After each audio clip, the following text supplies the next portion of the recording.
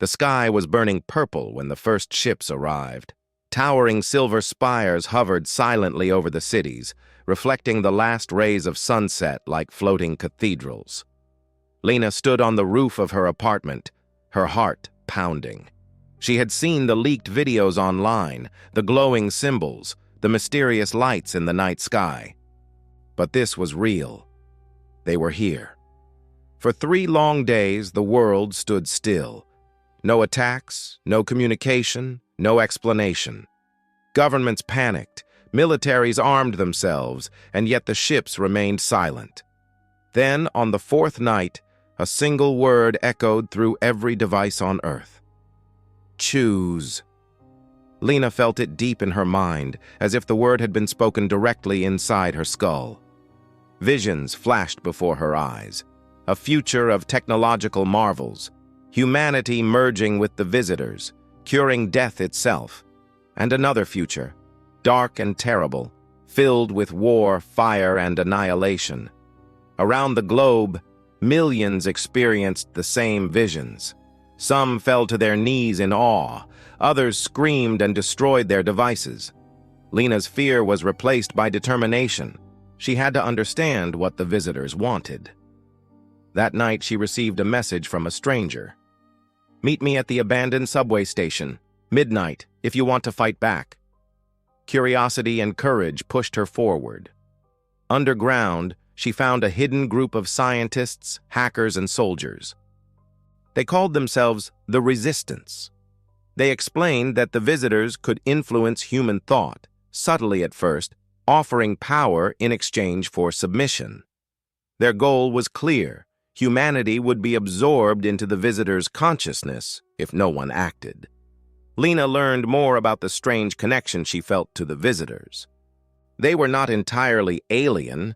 They were evolved from an ancient human experiment, Project Starseed, capable of bridging minds across galaxies.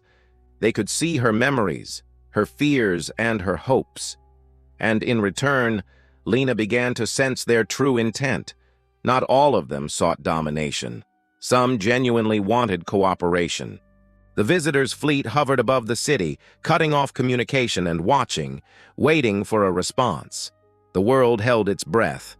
Governments prepared for war, but the Resistance had a different plan. They built a device capable of severing the visitors' influence over human minds. It was risky, potentially catastrophic, but it was their only chance. Lena was chosen to pilot it. The weight of the world pressed down on her as she entered the control room. Outside, the ships descended. Cities trembled as people looked up, waiting for a miracle or an apocalypse. Lena's hand hovered over the controls. She thought of the billions of lives hanging in the balance, the potential for unimaginable loss. Then she thought of her friends, her family, the world she loved and wanted to protect. Her resolve hardened. She knew what she had to do. She activated the device. A pulse of energy shot into the sky, not to destroy, but to sever. The fleet paused as if in prayer. A ripple of energy spread through the ships. Lights swirled and pulsed. The visitors were listening. Hope blossomed in Lena's chest. Maybe they could be reasonable, could find common ground. But then the response came. A wave of mental pressure slammed into her, shaking her to her core. Images flooded her mind, a tapestry of alien landscapes, strange rituals, and most disturbingly, the visitor's view of humanity. A dying species clinging to a dead star, a virus that needed to be purged. The visitors weren't here to help. They were here to cleanse. With sickening clarity, Lena understood. The choice the visitors had offered wasn't really a choice at all. It was a test.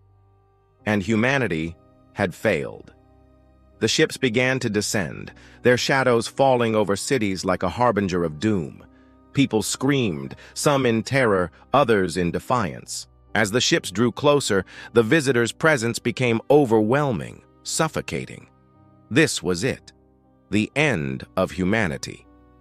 Lena fought against the crashing waves of alien consciousness, desperately reaching out to her friends in the Resistance. They had to stop the ships, even if it meant war. But there was no time left.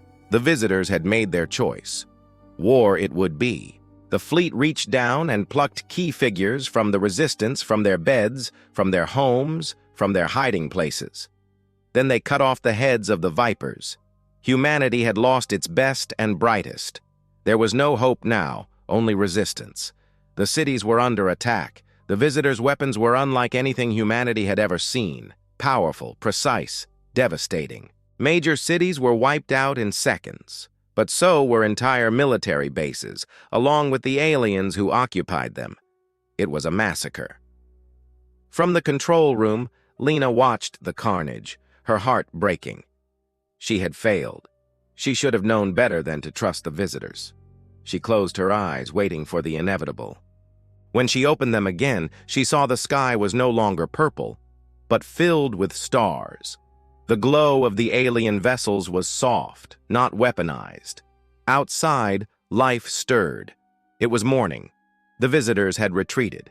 Humanity had survived. But at what cost? The skies were empty. The visitors gone. Silence hung heavy in the air. Then a new voice echoed in Lena's mind. We have watched your species. You are resilient, tenacious, creative. We offer our aid and alliance. Will you accept us? Lena stood tall, her gaze fixed on the distant stars. She knew the visitors' true nature now. They weren't saviors, nor were they conquerors. They were mirrors, reflecting humanity's own potential for greatness and for destruction. And in the end, they had chosen to coexist.